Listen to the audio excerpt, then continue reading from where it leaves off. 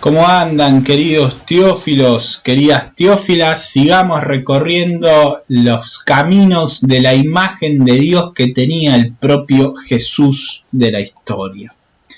Para eso vuelvo a achicarme a un costado para que ustedes puedan seguir viendo las notas de clase.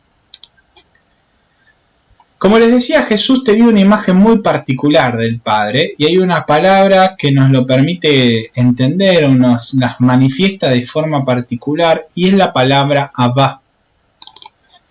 No pretenderé en una sola clase dar por explicado todo lo referido con respecto a los hechos y las palabras de Jesús, donde se nos daba a conocer la presencia de Dios y su imagen o la imagen que Jesús tenía de Dios. Pero considero que sí se pueden esbozar algunos caracteres básicos, plantar de alguna manera los caminos, marcarlos en un mapa para que después cada uno los pueda seguir recorriendo en caso de interesarles. El primero de los aspectos a tener en cuenta es que Jesús llamaba a Dios Abba. Sabiendo que los evangelios han sido escritos en griego, y en un griego como particular, en el koiné, como si fuera un dialecto griego, un dialecto popular del griego, resulta llamativo observar cómo algunos términos de otros idiomas han sido escritos en su lengua original y no han sido traducidos al idioma general de las obras del Nuevo Testamento, a este griego específicamente koiné. Esto claramente nos refiere a una intencionalidad particular de parte de los autores bíblicos. ¿Por qué no tradujeron todos los términos de otro idioma al griego y sí dejaron algunos específicamente en su lengua original?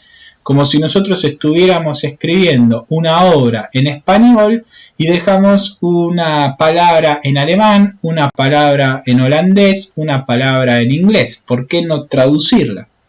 Posiblemente por dos cuestiones uno no la podría traducir. En principio quizás uno elige dejarlas en su idioma original porque al traducirlas pierde ciertos matices o pierde cierto significado que en su idioma original tiene y que uno quiere transmitir. Pero en el segundo de los casos quizás es porque esa palabra significaba mucho para la persona en la cual la vamos a poner en boca o haciendo referencia. Como es el caso del término Abba. No es tanto el hecho de que se pierden matices de esa palabra por la cual las quiso dejar, sino porque en el fondo era una palabra que evidentemente utilizaba el propio Jesús para referirse cotidianamente a Dios. Entonces guardan esa palabra que para Jesús era muy importante en su idioma original tal cual Jesús aparentemente la decía. Uno de esos vocablos particulares que está escrito en arameo y no traducido al griego es Abba. Es un término particular, dado que su no traducción siempre se pone en boca de Jesús. No vamos a encontrar la palabra Abba en palabra de Pablo, no la vamos a encontrar en palabras de... Bueno, en Pablo la vamos a encontrar en sus cartas, pero no en los evangelios no los vamos a encontrar en la boca de los discípulos, no lo vamos a encontrar en la boca de los 12, no lo vamos a encontrar en la boca de los apóstoles, no lo vamos a encontrar en boca de María, no lo vamos a encontrar en boca de los fariseos, ni menos de los saduceos, ni de los herodianos, ni de Herodes. Solo aparece en boca de Jesús y en un lugar muy particular. Si bien después se utiliza el término traducido Padre, vamos a ver un montón de lugares, de hecho la vez pasada vimos que Juan utiliza Padre un montón de veces, Padre que seamos uno como tú y yo somos, que sean uno como tú y yo somos uno. Todas estas obras fueron conocidas para que tengamos vida eterna, y vida eterna era que lo conozcan al Padre y me conozcan a mí. Jesús orando al Padre, el Padre nuestro, pero ese término Abba queda en Marcos capítulo 14 versículo 36 en boca de Jesús sin traducir. Y eso nos da para pensar un montón de cuestiones acerca del vínculo personal que Dios tenía con el propio Jesús, o Jesús siendo Dios encarnado tenía con el Padre.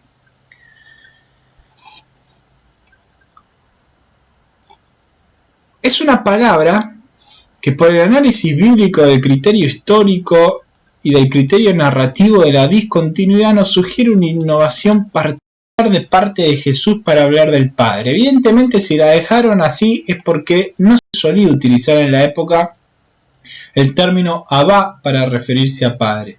Lo que no significa que en el Antiguo Testamento el pueblo judío nunca en su vida haya hablado de Dios como un Padre, ni mucho menos. De hecho, hablaban de un Dios como un Padre, en algún momento hacen referencia como si Dios fuera una madre también, pero evidentemente Jesús había adoptado su forma o la mejor forma que había encontrado para hablar a Dios y hablarle a Dios y hablar de Dios a los demás fue justamente llamarlo como un Abba, como un Padre. Si bien la tradición y el magisterio de la Iglesia han visto en el uso del vocablo Abba, Padre o según el lenguaje en el que estemos hablando, el significado de la filiación divina, es decir, que Jesús le decía a Dios Padre porque en realidad sabía que era el Hijo ontológico, que era Dios mismo, eso en la Biblia no está tan claro. Después la tradición nos irá iluminando, el magisterio de la Iglesia nos hará haciendo reconocer que detrás de esas palabras Padre estaba esa filiación divina, pero lo que se nos aparece más superficialmente o narrativamente es que Jesús llamaba a Dios como un Padre, como un niño, como un hijo llamaba a su Padre Padre, lo cual nos habla muchísimo más que quizás pensar en una cuestión ontológica de Jesús considerando a Dios como su Padre, ¿no? Es decir, una relación de cercanía. Así es la relación de un hijo con su padre. Obviamente que hay que entender la relación de un hijo con su padre en aquella época específica, en aquel lugar específico y en una cultura específica. En principio cabe destacar que es un término que aparece en las siguientes citas bíblicas. Solo en el Evangelio de Marcos, después en Romanos, una de las cartas de Pablo, y en Gálatas, otra de las cartas atribuidas a Pablo, o de teología paulina. Si bien la idea de Dios como Padre estaba en el Antiguo Testamento, el término Abba utilizado por Jesús con respecto al Padre destaca una idea de respeto y confianza particular con Dios.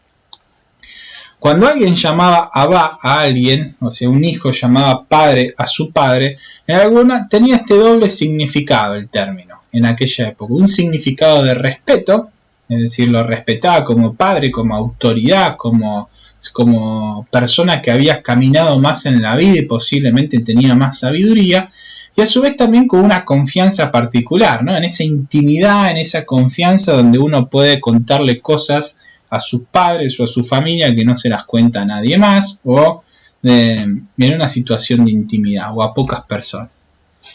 En el Evangelio de Marcos el vocablo aparece en uno de los momentos más cruciales de la vida de Jesús.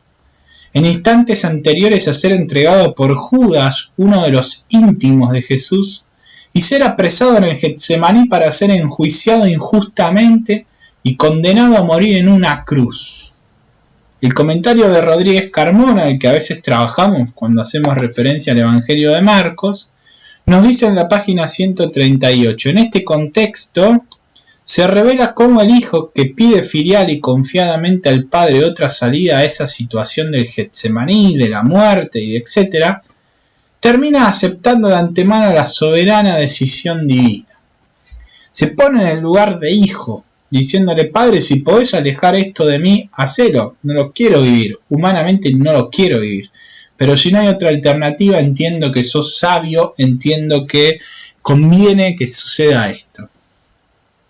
Abba, equivalente a nuestro papá, es la palabra aramea que en tiempos de Jesús empleaban los niños para dirigirse a sus padres, implicando confianza, intimidad, pero también reconocimiento de su autoridad. En otras palabras, es un término que nos refleja una confianza plena en Dios, una relación que un hijo posee con su padre, implicando a su vez una dimensión actitudinal de respeto a su voluntad, dado que es el padre y sabe lo que es mejor un padre para sus hijos. Creo que una de las mejores parábolas, y esta es la segunda como tanda de este video, que nos permiten entender mejor esa característica de padre y profundizar en ese Abba que Jesús tenía de Dios, es la parábola que Jesús narra en un contexto donde está sentado comiendo con publicanos, con pecadores, y se acercan los fariseos y le empiezan a recriminar por qué estaba comiendo con publicanos y pecadores. Uno le puede llamar la atención, porque en realidad uno puede sentarse con quien quiera comer, digo, es solo una comida. Sentarse a comer con alguien no significa que uno es como la otra persona o que se va a transformar o va a compartir como la otra persona. Eso hoy. El problema es que en la antigüedad, en esa zona particular, se había extendido una noción de que había una suerte de honra y deshonra, una especie de vara, donde si uno se juntaba con personas deshonrosas, iba a terminar de alguna manera siendo solidario con esa deshonra. Pero no era una cuestión simplemente de que existía la posibilidad de que termines cumpliendo o haciendo lo mismo que hacían esas personas deshonrosas. Te transformabas automáticamente en personas deshonrosas por más que vos no hubieras hecho absolutamente nada. Eso estaba en el trasfondo de lo que impedirá, o lo que está siempre, al momento en que Jesús come con publicanos y pecadores, prostitutas, y se acercan los fariseos y los saduceos. Es decir, ¿cómo que vos que sos el maestro de la ley, vos que sos el que hablás de que perdonás los pecados, que curás a los enfermos y liberás a los endemoniados, que Dios es tu Padre, cómo es que comés con publicanos y pecadores haciéndote deshonroso como ellos? Y Jesús lo hace a propósito, de forma contracultural, para mostrarles que en realidad Dios quiere que todos se sienten a la mesa, incluso los que la sociedad considera los últimos. Si están arrepentidos, si se quieren sentar con Dios, Dios los espera con ansia, como un padre espera con ansias a sus hijos. Y les dice fuertemente a los fariseos, y lo van a ver en este relato en el hijo mayor, y a los saduceos, ustedes que se dicen que son los maestros de la ley, los expertos en la religión, son los que terminan impidiendo que los últimos, el hijo menor del relato que vamos a leer, se siente a la mesa con Dios y goce de la vida eterna y goce de la salvación que Dios le quiere regalar. Por eso les dije que la imagen de Jesús que tenía de Dios es uno de los principales vehículos que lo van a terminar llevando a su muerte. Dice el texto, en ese contexto donde estaba comiendo y se le acercan algunos, Jesús dijo también, un hombre tenía 2 hijos. El menor de ellos dijo a su padre, Padre, dame la parte de la herencia que me corresponde. Y el padre le repartió sus bienes. Pocos días después, el hijo menor recogió todo lo que tenía y se fue a un país lejano donde malgastó sus bienes en una vida licenciosa. Ya había gastado todo cuando sobrevino a mucha miseria en aquel país y comenzó a sufrir privaciones. Entonces se puso al servicio de uno de los habitantes de la región que lo envió a su campo para cuidar cerdos. Él hubiera deseado calmar su hambre con las bellotas, ¿no? la comida, que comían los cerdos, pero nadie se las daba. Entonces recapacitó y dijo, ¿cuántos jornaleros de mi padre tienen pan en abundancia y yo estoy aquí muriéndome de hambre? Ahora mismo iré a la casa de mi padre y le diré, Padre, pequé contra el cielo y contra ti, ya no merezco ser llamado hijo tuyo, trátame como a uno de tus jornaleros. Entonces partió y volvió a la casa de su padre. Cuando todavía estaba lejos, su padre lo vio y se conmovió profundamente. Corrió a su encuentro, lo abrazó y lo besó. El joven le dijo, Padre, pequé contra el cielo y contra ti, no merezco ser llamado hijo tuyo. Pero el padre dijo a sus servidores, traigan enseguida la mejor ropa y vístanlo, pónganle un anillo en el dedo y sandalias en los pies. Traigan el ternero engordado y mátenlo, comamos y festejemos, porque mi hijo estaba muerto y ha vuelto a la vida, estaba perdido y fue encontrado. Y comenzó la fiesta. El hijo mayor estaba en el campo. Al volver, ya cerca de la casa, oyó la música y los coros que acompañaban la danza. Y llamando a uno de los sirvientes, le preguntó qué significaba eso. Él le respondió: tu hermano ha regresado y tu padre hizo matar al ternero engordado porque lo ha recobrado sano y salvo. Él se enojó y no quiso entrar.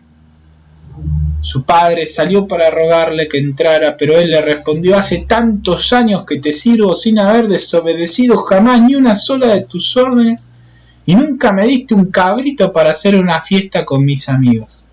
Y ahora que ese hijo tuyo ha vuelto, después de haber gastado tus bienes con mujeres, haces matar para él el ternero engordado. El padre le dijo: hijo mío, tú estás siempre conmigo, y todo lo mío es tuyo. Es justo que haya fiesta y alegría, porque tu hermano estaba muerto y ha vuelto a la vida, estaba perdido y ha sido encontrado. Hermoso texto el que nos presenta, conocido texto que nos presenta el Evangelio de Lucas capítulo 15. Como en general sucede con todo padre, Dios quiere lo mejor para sus hijos, aunque termina respetando su libertad. A continuación dejo una lista de temas que ahora voy a tratar en este video, que no los traté en la nota para no hacer tan extensa la nota de la clase, pero algunas cuestiones puntuales del texto que me parecen importantes resaltar para que se note con mayor claridad qué significaba para Jesús que Dios sea un padre y este tipo de padre. Al principio del texto hemos leído que el hijo menor le pide la herencia al padre. Pedirle la herencia en vida a alguien es algo así como simbólicamente, o al menos nos lo deja ver el texto así, decirle a la otra persona que está muerta, ¿no? Es querer separarse, querer hacer una vida distinta a esa persona. La herencia se recibía cuando la persona, el progenitor moría, ¿no? Y lo recibía el hijo mayor y el hijo menor. La cuestión es que le pide la herencia al padre en vida, como diciéndole: padre, yo acá terminé, me voy a hacer mi vida, nos vemos, me voy a un país lejano y si Dios quiere en algún momento nos volveremos a encontrar. Pero la verdad que ya mi vida acá se acabó. El hijo menor, dice el texto, malgasta todo el dinero haciendo cosas no gratas para las prácticas judías.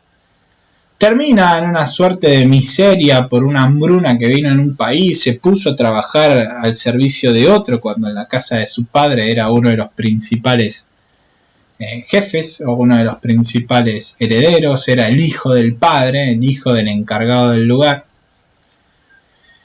Hasta termina trabajando con los cerdos, un animal que para los judíos es impuro de por sí, de hecho no comen cerdo, y a su vez también ni siquiera podía comer las bellotas o el alimento que comían esos animales impuros, o sea, estaba en la peor de todas las situaciones. Hasta que en algún momento se da cuenta y dice: bueno, pero yo en la casa de mi padre, total es volver, decirle a mi padre que me equivoqué, no pido volver a ser su hijo, sino simplemente que me trate como un empleado más. Por lo menos mi padre a sus empleados le daba de comer, acá estoy empleado con una persona que ni siquiera me deja comer el alimento de los animales. Entonces vuelve a la casa de su padre y, contrariamente a lo que quizás humanamente pudiéramos hacer nosotros, el padre sale corriendo a buscar a su hijo. Primero, que lo estaba esperando, dice, porque lo ve a lo lejos, ¿no? Segundo, que sale corriendo. Y tercero, que cuando el hijo empieza a decirle lo que había pensado que le iba a decir, en algún punto medio que lo corta y termina diciéndole a sus sirvientes que traigan el mejor anillo, traigan el mejor cordero, traigan las sandalias, traigan ropa y lo vistan, lo dignifiquen nuevamente. Esa es la imagen que Jesús tiene de Dios. Un Dios que quiere dignificarnos. Un Dios que quiere lo mejor para nuestras vidas. Un Dios que está dispuesto ni siquiera a escuchar nuestros pecados si nosotros estamos dispuestos a volver. Es un Dios que sale a abrazarnos Contrariamente a cualquier imagen de otro Dios que puede haber esperando sacrificios, el Dios de Jesús es un Dios Padre que sale a abrazar a la humanidad caída. Es un Dios que sale a buscarnos. Es un Dios que sale a abrazarnos y a dignificarnos, a liberarnos, a salvarnos. Aunque claramente tiene que respetar y quiere respetar nuestra propia libertad. La segunda parte del relato nos habla de justamente esta dimensión que les expresaba de que los hijos mayores, una fuerte crítica a las autoridades judías de entonces, o a ese esquema judío de entonces en el que Jesús veía, que el hijo mayor le recrimina al padre a la manera en que lo haríamos posiblemente nosotros. Che, pero este te dio toda la guita, este te mató simbólicamente y vos le das todo de otra vez. Porque, ¿cómo es la historia? Eso también es mío, ¿no? Entonces el padre le dice, mira, lo más importante, esto es lo justo, porque estaba muerto y ha vuelto a la vida. Una mirada distinta del padre. Siempre tuviste esto, yo siempre te lo ofrecí. Y quizás no lo quisiste buscar, quizás no lo quisiste aprovechar, pero siempre estuvo. No te pongas furioso porque yo hago una fiesta por un pecador arrepentido. Porque yo quiero dignificar a la humanidad caída. Bendito de vos en algún punto que siempre viviste y cumpliste y estuviste a mi lado. Pero no me impidas que ayude al que más lo necesita y al que se arrepiente y vuelve a casa. Eso, como les dije, se da en un esquema contracultural de Jesús. Bien a propósito de Jesús comía con pecadores, con publicanos, con prostitutas. Era provocador Jesús en algún punto. Donde de alguna manera está esto, ¿no? Ustedes no le pueden impedir, hermanos mayores en la fe, a los hermanos menores en la fe, a los arrepentidos, que vuelvan a mis brazos, que vuelvan a sentarse en mi banquete, que vuelvan a ser mis hijos. Soy Dios y hago en algún punto lo que me parece que es justo para esas personas, que se puedan encontrar conmigo y alcancen la salvación. Es un poco un resumen de lo que uno podría hablar hoy acerca de la imagen de Jesús que Jesús tenía del Padre. Otro texto que nos escudriñar sería el Padre Nuestro y intentar analizar en el Padre Nuestro esa oración de Jesús, ¿no? Los discípulos le dijeron, Señor, Maestro, enséñanos a orar. Y Jesús le dijo, bueno, Padre nuestro que estás en el cielo, santificado sea tu nombre, ¿no? Cada una de las frases del Padre Nuestro nos termina revelando también de Dios la imagen que Jesús tenía de él. El Evangelio de Juan, como vimos en la clase pasada, y la relación de Jesús con el Padre, está todo el tiempo ahí dando vuelta, ¿no? Como les dije, el Padre enviará el Espíritu, tú y yo soy uno con el Padre, soy el enviado del Padre, es la hora de la vuelta al Padre, que como nosotros somos uno, que ellos sean uno en nosotros, la vida eterna es que te conozcan a ti, al Padre y a su Hijo único Jesucristo, ¿no? Todo el tiempo, Padre, a ti encomiendo mi Espíritu, todo el tiempo aparece el término Padre. Habría que escudriñar para eso todos los textos del Nuevo Testamento donde se hace referencia al Padre. Algo interesante también para prestar atención es el tipo de rito cultural existencial que proponía Jesús, ¿no? Yo no quiero sacrificios, recordaba un texto de Isaías, del trito Isaías, yo no quiero sacrificios sino misericordia, ¿no? Haciendo referencia a que Dios, ¿cuál es el verdadero ayuno? ¿Cuál es la verdadera entrega? ¿Cuál es la verdadera vida espiritual? Vivir la vida según la voluntad del Padre, en el día a día, nada extraordinario ni nada más difícil al mismo tiempo que eso. También uno podría encontrar cuál es la imagen que Jesús tiene del Padre en las sanaciones y los exorcismos, como vimos en las clases anteriores, ¿no? Que eran signo de que el reino de Dios, el reino del Padre ya estaba presente en medio de la humanidad, iba sanando, iba liberando, iba integrando en una misma comunidad a todos y dándole posibilidades nuevas a todos. Y por último, se me ocurre que podríamos también ver, aunque de forma indirecta, ¿Qué imagen Jesús tenía del Padre en el hecho de la resurrección? Es un Padre que termina haciendo justicia, como es justo que haga una fiesta el Padre cuando volvió el hijo menor al momento de decírselo al hijo mayor. Dios fue justo con Jesús, el Padre es un Padre justo que resucita a su Hijo de entre los muertos y también nos resucitará en el último día nuestros cuerpos y tendremos la posibilidad, mientras tanto, de si hacemos las cosas bien, de seguir encontrándonos en este camino junto al Padre. La vida espiritual entonces es un camino de encuentro con este Dios que es Padre, con este Dios que es Hijo y con el Dios Espíritu Santo, ¿no? Un solo Dios, 3 personas, un camino de relación que lo vamos aprendiendo a vivir en el día a día de la vida y que estamos invitados a seguir reflejando y puliendo y rearmando nuestra imagen de Dios según la propuesta de Jesús o lo que Jesús mismo nos decía acerca del Padre.